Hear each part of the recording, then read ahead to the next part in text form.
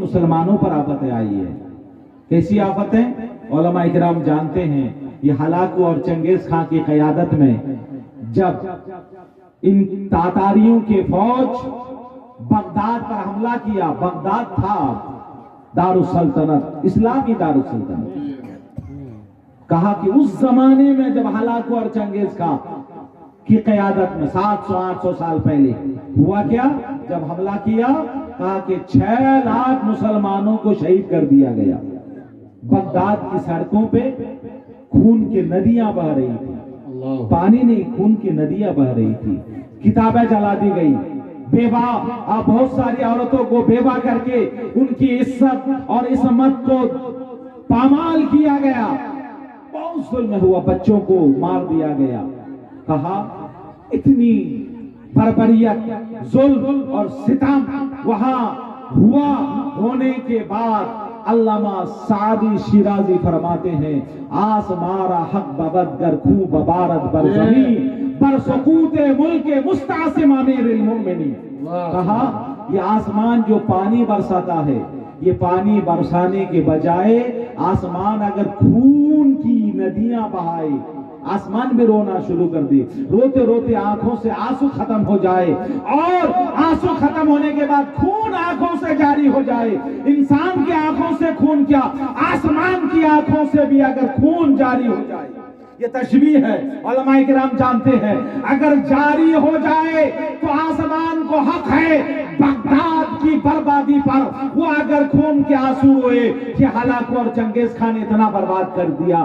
ہر ظلم کی انتہا ہے، ہر بربریت کی انتہا ہے، ہر عروج را زوال باشد. ہر عروج کو ایک دن زوال ہونا ہے، لیکن صرف ہاتھ دھرے بیٹھے رہنے سے نہیں ہوگا. طاقت پیدا کرنی ہوگی، وہ ایمان کی قوت پیدا کرنی ہوگی. کیا ہوا پھر؟ کہا یہی علماء، یہی صوفیاء، یہی مبلغین دعوت کرتے رہے تو اتنی دعوت کی.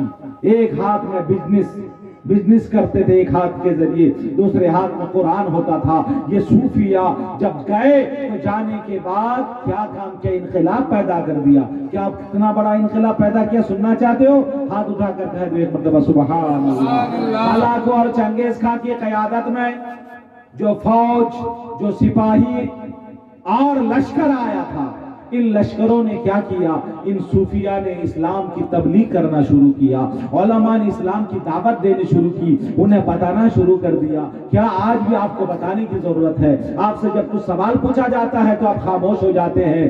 آپ سے جب اسلام کے تعلق سے کچھ کوسچن رائز کیا جاتا ہے تو آپ خاموش ہو جاتے ہیں. ان کے مذہب میں اور آپ کے مذہب میں آسمان و زمین کا فرق ہے. بہرحال میں عرض کر رہا تھا کہ آسمارا حق ببد گر خوب ببارت بر زمین پر سقوط ملک مستعصم امیر المومنین. یہ علماء تبلیغ کرنے لگے.